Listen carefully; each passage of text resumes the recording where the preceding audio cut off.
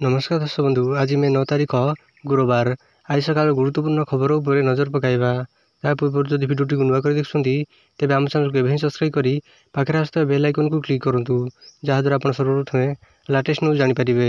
आसुची बड़ वर्षा 10 पर्यंत लगातार छेचिबो। 12 जिला पई अलर्ट जारी। दिन तापमात्रा 6 ରୁ 4 डिग्री कमिछि। कटक भुवनेश्वर समेत सारा राज्य रे पारद 40 डिग्री तलकू ह्रास पाइछि। ताती कमाइला काल बैशाखी। 4 ରୁ 6 डिग्री कमिला तापमात्रा। सेपटे पाणीपाग केन्द्रर सूचना आसंता काली जाए वर्षा हेबो। आज 12 जिला को येलो अलर्ट जारी कर जाइछि। उत्तर ओडिशा रे बड़ वर्षा अलर्ट। खराताती कमाइला काल बैशाखी। वर्षा सांगकू पवन जोगु तापमात्रा ह्रास पाइछि। दिन तापमात्रा 4 ରୁ 6 डिग्री कमिछि। आंचलिक पाणीपाग केन्द्र कहिछि आसंता 10 तारिख पर्यंत राज्य रे काल बैशाखी वर्षा सह पवन लागि रहिबो। आज उत्तर ओडिशा रे झड़ वर्षा हेबो।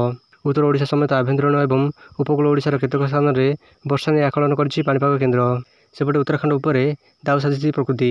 गत किछि दिन हेबो प्रबल ताती और गरम जोगु सेठाकार हेक्टर हेक्टर जंगल धू धू हो जलुथिला, किंतु गतकाली एमिति किछि दृश्य देखिବାକୁ मिलिछि जाहाकू देखिले आपण कहिबे प्रकृति आगरे काहारी भी बस नाही।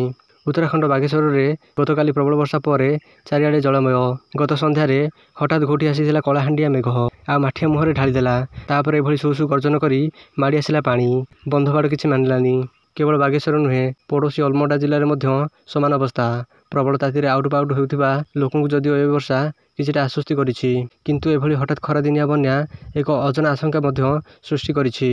एही खरादिनिया बन्या फल रे केते क्षयक्षति होइछि ताहा एबे सुद्धा जଣା पड़ी नाही। तेबे खबर मिलिछि एही बन्यारे केतेक रास्ता धोई हो जाइछि और कोठाबाड़ी क्षतिग्रस्त होइछि।